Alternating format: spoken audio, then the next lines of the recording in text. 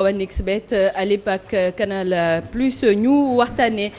lii di actualité ànd si ak Alioune Sow gannaaw ba ñu la nuyuwaatee ponk bu njëkk bi nga xamante ne moom la ñu nar a waxtaanee bokk na si Sonko est un menteur, un manipulateur et un incompétent, et ce sont des propos du maire de Dakar Barthélémy Diaz. Amadou Ba aurait-il peur d'Ousmane Sonko? Une question, la réaction, bien les éclairages à suivre dans la rubrique actualité. Macky Sall et Karim Wade seront-ils au rendez-vous du 17 novembre, c'est-à-dire pour vous parler des législatives? Mais ñu dooree ko Alioune Sow ak Sonko ak kaddu yi nga xamante ne kii di Barthélémy Diaz yëkkati na ko, di njiitalu sàmm sa kaddu yëkkati ko teg ko ci ndoddu Ousmane Sonko. Oui, c'est vrai que Barthélémy Diaz, maire de Dakar, ancien justement collaborateur justement comment dire Ousmane Sonko, ancien ami Ousmane Sonko, ancien doomu ndeyu Ousmane Sonko, Barthélémy Diaz ci yoonu Kédougou boobee Kédougou ou Bakel ci la justement génne ces propos là bi nga xam ne daf ma xaw a jaaxal parce que non seulement justement c'est trop fort, mais je me dis que comment on peut dire ça à justement à sa doomu ndey. Parce que quand vous dites une chose pareille, ça veut dire que la situation est grave et que à un moment donné les esprits justement libres dañuy poser wu certaines questions du style yow Barthélémy Diaz nga xool nit ba mu neex la nga ne ko vous êtes un man bon évidemment Madiambal l'aurait dit ou quelqu'un d'autre l'aurait dit, ça m'aurait moins étonné, parce que tout simplement Barthélémy Diaz parce que mën na jóge ci Madiambal te du ma déranger quelqu'un comme celui qui vient de sortir nu mu tudd ki ñu génne bët ki démb mooy ce garçon courageux de chez Abdoulaye Wade, xam nu mu tuddati l'enseignant là, moom tamit mu waxoon ko Ahmed Suzanne Camara mu waxoon ko loolu du ma bett. Quelqu'un comme Bougane, il l'aurait dit, eh ben ça m'aurait moins étonné, mais quelqu'un comme Barthélémy Diaz qui justement avance des propos pareils en cette veille de campagne électorale, eh ben daf may xaw a jaaxal tuuti. Lu tax mu jaaxal ma mooy c'est grave. Rappelons que Barthélémy Diaz nee na Sonko fenkat la, Sonko manipulateur la, Sonko est un incompétent la, xamul dara. Mais comment on peut, est-ce que Barthélémy Diaz l'a su il n'y a pas longtemps bi ñu amee seen embrouille, wala est-ce que il le savait avant et que da ko doon gérer en espérant que un jour ci tegante dil bi, parce que finalement on constate que ni léegi tegante dil la, que ni tegante dil boobee bis dina jot, eh ben moom mu évincé ko, parce que tout simplement eh ben il a toujours pensé que ni c'est un menteur, il a toujours pensé que ni c'est un manipulateur, et il a toujours pensé que ni c'est un incompétent. Bu fekkee ni da nga xalaat loolu ci njëlbeen après ngay ànd ak nit ki, man je me dis que ni wax dëgg yàlla man homme politique yi dañ may jaaxal, parce que man bugguma, xanaa ma bañ ko xam, mais bugguma di ànd ak un incompétent, bugguma di ànd ak un menteur, bugguma di ànd ak un manipulateur, parce que duma nangu man nit di ma manipuler te jóguma pour manipuler doomu aadama. Sauf que nit ki mun na wax dara mu juum ci, waaye bu yow nga persuadé nga mu wóor la ci sa akulaay taala ni kii manipulateur la, kii fenkat la, kii justement xamul dara, incompétent la, ngeen war a liggéeyandoo ensemble pour vous organiser pour que ëllëg ngeen mën a téye réew mi, fexe ba def fi ngëneel par rapport ak ñi fi nekkoon. Eh bien ngeen nar a organiser loolu, yàlla def seytaane ñëw, eh bien nga bis jot coow gi bari, wax bi bari, tension yi monté, par ce qui s'est passé avec le cas de Bougane Gueye Dany à Bakel, eh bien nga génnee wax boobu parce que tout simplement ou vous êtes caché et que vous l'avez gardé en vous depuis très longtemps mais que encore une fois comme je le dis da ngeen doon gérante entre yéen et que un jour tegante xel bi yaa ngi espérer génn ci c'est qui ces hommes politiques là finalement parce que est-ce que ça voudrait dire que ces hommes politiques sont capables ensemble enfin sont capables d'être ensemble et de se gérer entre eux en espérant un jour ku si nekk xool moroom di espérer li tooy ci moom lay jógee parce que l'essentiel tout simplement pour eux mooy qu'ils arrivent à atteindre leurs objectifs après li ci des seen yoon nekku ci tant pis pour les Sénégalais yi nga xam ne ñoom des fois seen union boobu ñuy gis dafa am gisin buñ ci am gis-gis buñ ci am ba tax ñu fal leen imaginez bien ce qui s'était passé avec le Yewwi Askan Wi ça voudrait dire que effectivement ce Yewwi Askan Wi était une coalition d'hypocrites une coalition justement qui était basée sur des gens qui ont toujours été naturellement enfermé dans le mensonge te loolu wax dëgg yàlla moo tax sénégalais yi war ngeen jógaat léegi des fois di xool wax dëgg yàlla li ngeen di def xool fi ngeen di teg seen i tànk ngeen def ay attention par rapport à ces genres de collaboration ou ces genres de partenariat bi nga xam ne moom la ñuy def ci seen i biir wala coalition pour mën a fexe rek ba atteindre seen benn objectif mooy ñëw yegg ci nguur gi imaginez bien ce cas aussi qui me vient à l'esprit ce cas de Déthié Fall. Déthié Fall qui était proche aussi de Ousmane Sonko. Mais ce Déthié Fall aussi en qui justement les Sénégalais avaient une certaine opinion positive en général et pourtant eh ben Déthié Fall eh ben ba mu jotee yàlla def mu am ay ñàkk déggoo ak Ousmane Sonko eh ben il s'est réveillé un bon jour il a pensé qu'il fallait que mu dem ci ànd sa xawma lan kaddu sàmm kaddu yi. eh ben ak ñoom Bougane Gueye Dany ak ñoom Barthélémy Dias entre autres Thierno Bocoum eh ben mu dem ba ñu def ko troisième ci liste bi. tey ñu yeewu suba teel dégg ni il a été rencontré Ousmane Sonko mais en même temps ça ne m'étonne pas tant que ça parce que quand je vois à un moment donné que ni moom ci ay waxam yi mu daan wax dafa daan toog ne man ça fait 4 mois maa ngi Ousmane Sonko je l'aime bien ça fait 4 mois maa ngi doon toog di bëgg gis Ousmane Sonko mais mënuma ko gis parce que il ne voulait pas me recevoir eh bien ce monsieur là après finalement tant qu'il n'avait plus le choix il avait pensé qu'à un moment donné il fallait que mu dem feneen langaamu ci béréb boobu ci groupe boobu pour espérer avoir quelque chose donc comme dafay ñëw ak moom sa prestance entre guillemets avec son expérience entre guillemets avec sa culture politique entre guillemets et que mu dem ci ñooñee ànd ak ñoom pour liggéey ak ñoom ñooñu tamit ñëw xam waa ji fi mu jaar ak li mu jotoon a wax démb tey doog a ñëw ñoom tam ñu xalaat ni ñoom tamit mun nañu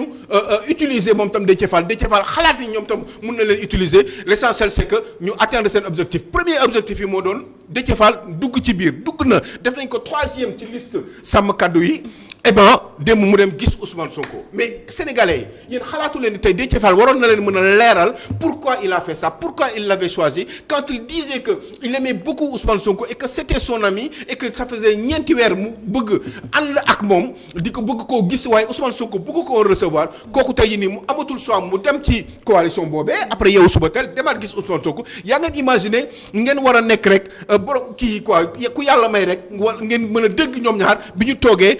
ñu war a mën a waxtaanee entre ñoom bi ñu gisee et pourquoi Ousmane Sonko l'a reçu bi liste yi jàllee ba pare teyul xel teguñu leen dil yéen man yéen laay waxal waxuma ak ñii parce que ñii xam naa leen xam naa ni ñuy defee xam naa ni ñuy dóoree xam naa li ñuy wax ci suuf ak li ñuy wax li ñu ñeme wax ci kaw ak li ñuy làq ci suuf mais loolu est-ce que jaaxalu leen tey jii nii ki nga xam ne dañu xalaatu ni c'est terrible mais quels sont vos rapports Déthié Fall il fut des temps avec Macky Sall ñu la doon jiiñ lu bari ci moom avec l'homme d'affaires qui était proche de Macky Sall c'est vrai que la vie est dure il faut payer sa permanence à un moment donné il faut gérer le niveau de seen pouvoir d'achat dafa yokku seen niveau de vie dafa élevé il faut que ngeen gérer ko il faut ngeen gérer ñi leen wër donc il vous faut des moyens et donc vous n'avez pas d'argent pour cela liggéeyu leen ko donc forcément ça vous pose un problème et donc vous êtes obligé ngeen dugg ci ay calculs arithmético-politiques yi nga xam ne ou politico-arithmétique yi nga xam ne mooy indi ni des fois da ngeen di perte morale ak éthique ak gëm-gëm parce que tout simplement ce qui vous intéresse c'est d'atteindre vos objectifs. J'avais juste envie de dire que je suis dégoûté de vos comportements mais en même temps day gën a fësal toujours li may xalaat ci yéen mooy jaru leen wóolu parce que au final je me rends compte que ni tekkiwu leen dara. D'accord Alioune man li ma doon bëgg a laaj sax ñëw nga si tey jii est-ce que tey jii lu nu mel du dëggal kàddu yi ñu naan ne par exemple en politique tes ennemis d'hier tes alliés d'hier tes alliés d'aujourd'hui peuvent devenir tes ennemis de demain. Absolument. Et tout à fait également le vice versa. Voilà. Mais est-ce que on ne peut pas parler de calcul politique mais aussi on se rappelle bien de cette déclaration d'Ousmane Sonko que ni moom soxlaatul yenn soxlaatul ralliement et autres moom dafa bëgg a dem natt boppam par exemple si législative yi ñu kii est-ce que li tamit cela ne veut pas dire le contraire. Parce que nattu boppam boobu du dara lu dul bëggul après ki ko dóor. comme mi ngi dem di politique di am expérience au fur et à mesure du temps muy am ay échec ak ay succès. mais ci échec am yooyu lay jéem a xool nu muy def pour que mu ëllëg mu doon ay succès. et puis ñu mën ko def sur le compte ou ci patrimoine politique am. il est évident que ni Pastef bi du dara dul Aïda Mbodj Pastef la bokk léegi. c'est évident pourtant il a un mouvement Cheikh Tidiane Dièye qui a son parti politique xaw ma nu mu tuddati moom aussi ci la bokk léegi ak ñeneen parti yoo xam ne ñu ngi ci biir sauf que ci turu Pastef la ñuy demee te bu ñu demee ci turu Pastef calcul étant déjà fait intelligemment par Ousmane Sonko bu ëllëg duñ ko mën a dóor comme l'expérience qu'ils avaient eu préalablement ci dernière élection yi nga xam ne moom moo mujjee woon mooy l'intercoalition qu'il y a eu avec justement le Parti démocratique sénégalais. D'accord. Et ça fait qu'effectivement ce parti-là on avait bien constaté que ni bi mbir mi jeexee. D'accord. ñoom aussi ils ont choisi d'être autonomes à l'Assemblée nationale maanaam bokkuñu dañ ko doon bëggoon def lii rek pour dóor Macky Sall pour wàññi ay nombre de députés le constat a été fait effectivement il y a eu un succès léegi bàyyi leen ni ñuy demal suñu bopp te effectivement bi ñu demee on s'est rendu compte que ni député PDS yi ñoo ëppoon sax député Pastef yi donc finalement comme il était frustré et il avait compris par expérience que c'était pas une bonne idée cette fois-ci mu ne non attends képp ku bëgg a ñëw na nga ñëw biir Pastef allez demander à maître Moussa Diop bu nangu woon seey ci biir comme Aïda Mbodj l'a fait comme Cheikh Tidiane Dièye l'a fait qui est ministre de l'assainissement certainement il y aurait pas eu de problème leen bëggoon wax rek mooy da ngeen di ñëw dugg ngeen say ci biir Pastef wala ngeen bàyyi définitivement parce que cette coalition là je ne lui fais plus confiance puisque expérience bi ma amoon ak waa Parti démocratique sénégalais du ma ko nangooti et à juste titre et je crois que ni il avait raison Ousmane Sonko sur ce coup là waxtu bi moo ñu xoj ndaxte bëggoon naa ñu ñëw yaatal si conséquences yi nga xamante ne ralliement boobu war na ko jural Déthié Fall si vie politique am waaye ñu dem rek si deuxième ponk bi muy Amadou Ba aurait-il peur d'Ousmane Sonko. C'est quand même curieux un monsieur qui a autant d'expérience qui a été enseignant ci école yi nga xam ne moom la Ousmane Sonko génne parce que moom aussi foofu la jaar un monsieur qui a eu autant de cursus politique un monsieur qui a eu autant justement d'expérience par rapport à sa gestion dans la haute administration de ce pays ce monsieur-là ce mec-là moi je n'ai pas compris lu tax moom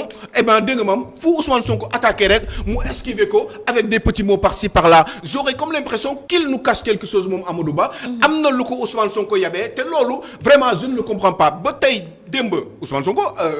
Amadou Ba a eu justement à def sa conférence de presse tontu ay questions mais tout de suite et immédiatement Ousmane Sonko lui a dit écoutez li ngay wax ne yëpp amul solo c'est bien tout ce que vous dites waaye boo bëggee lu leer man bëgg naa jàkkaarloo ak yow ñu def un débat pourquoi mu koy topp noonu quelqu'un boo xam ne dañ ko accusé ni dafa falsifier ay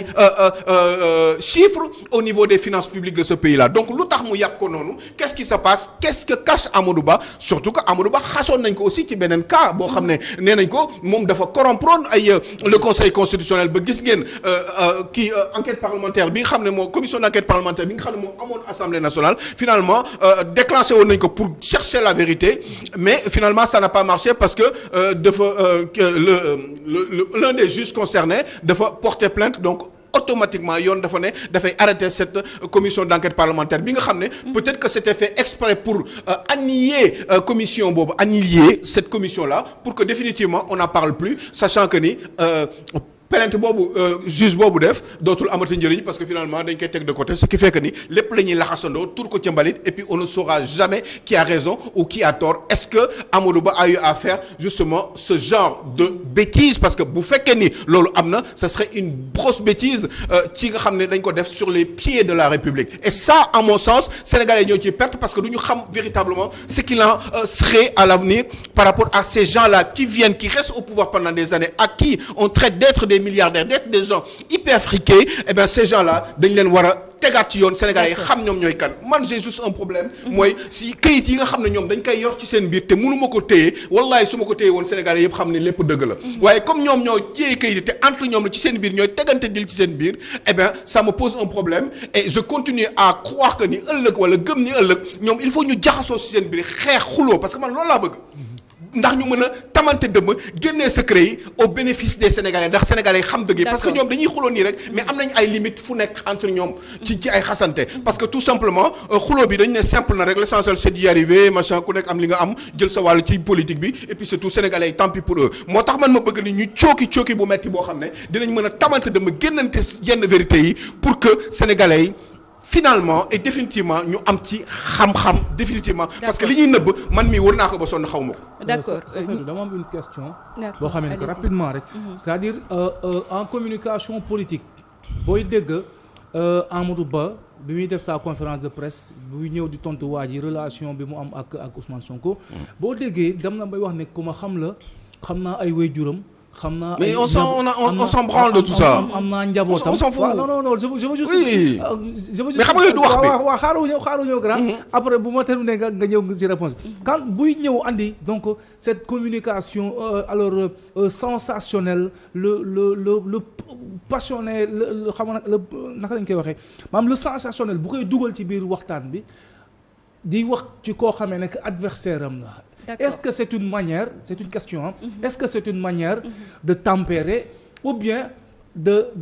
jéem a gagner un tout petit peu donc. xam nga man gëm naa ni ay falsification day am ci état au sommet de l'état.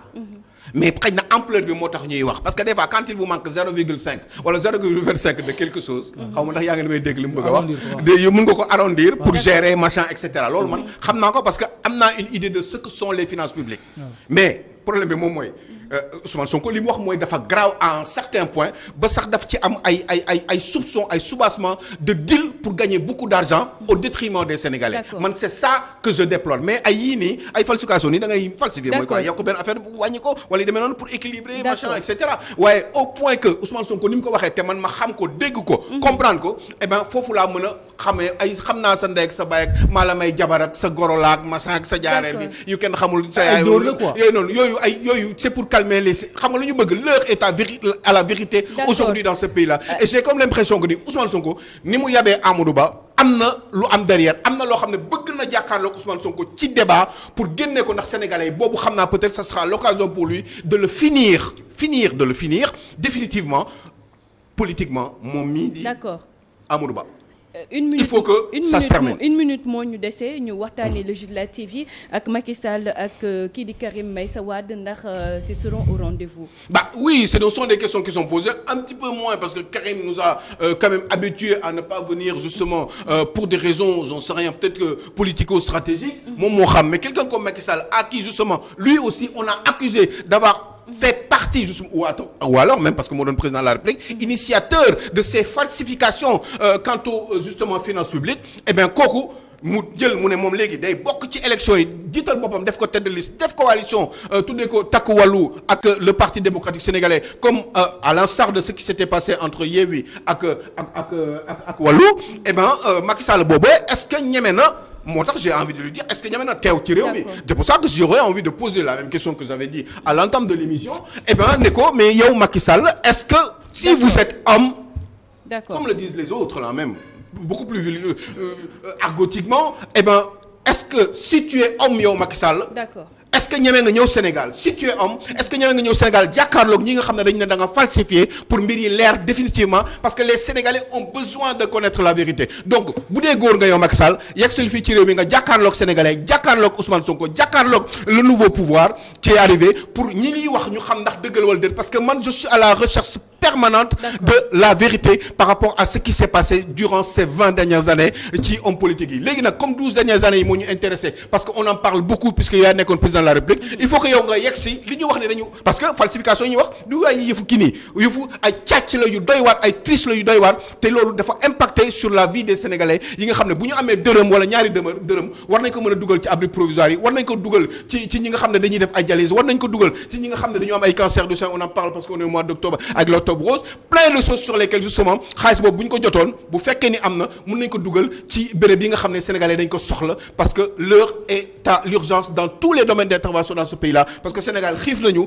mar nañu feebar nañu sonn nañu mais amuñu aucune possibilité de s'en sortir sauf des fois ñi nga xam ne am nañu fit ñu ne dañuy dem jël gaal gi dem bitim réew lu ñu am jël ci géej gi bu ñu jàllee alhamdulilah bu ñu jàllul ñu xam ne xëy na peut-être bu ñu demee àjjana deewee dem àjjana xëy na peut-être dañu fa dem àjjana dina leen gënal donc yooyu yëpp ils prennent ces risques là à cause de vous ñu ne ñu da ngeen ñu falsifier ay milliards et milliards yoo xam ne xamuñu traçabilité bi te ki ko wax au-delà du fait qu'il soit homme politique il est un premier ministre de la République du Sénégal bu ko waxee parce que peut-être y a des dossiers ba pare di la yow di leen menacer ne leen kaa leen ñu jàkkaarloo eh bien boo leen ko deful man pour man doo leen góor et puis j'aurai beaucoup moins confiance en vous parce que tout simplement dinaa commencer di comprendre ou continuer di comprendre parce que des fois dama ci douter ni yéen ñëpp ay dóorkat ngeen même yéen ñi nga xam ne doon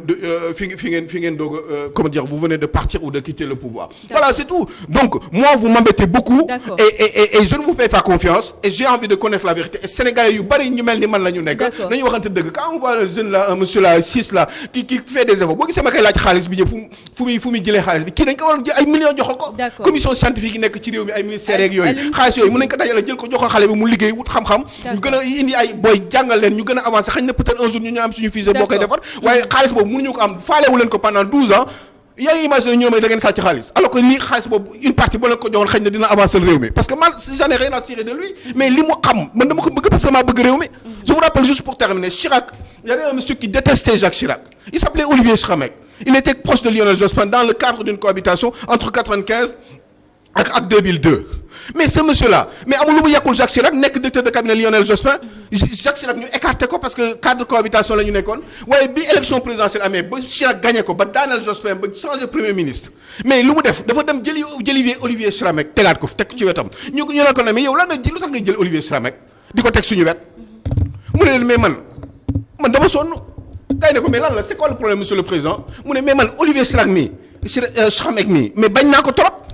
mais France laa gën a bëgg ko Olivier Schramek te kii dafa amal njëriñ France te comme dafa amal njëriñ France man sama yoon nekkul ci li ma ko bañ dama koy indi donc borom xam-xam yi même bu fekkee ni ànduñu ak yéen sax indi leen ngeen jël leen. d'accord ce nouveau régime là. maa ngi espérer ni ce monsieur 6 là. d'accord doo leen ko bàyyi noonu mu dem noonu quoi. wala ba boo leen sàgganee Russie ak Massin ñoom ñoo koy jël après ça serait tant pis pour vous. parce que vous nous fatiguez vous. da ngeen ñu sonal yéen Alioune Sow waaye ñun compté wuñu leen.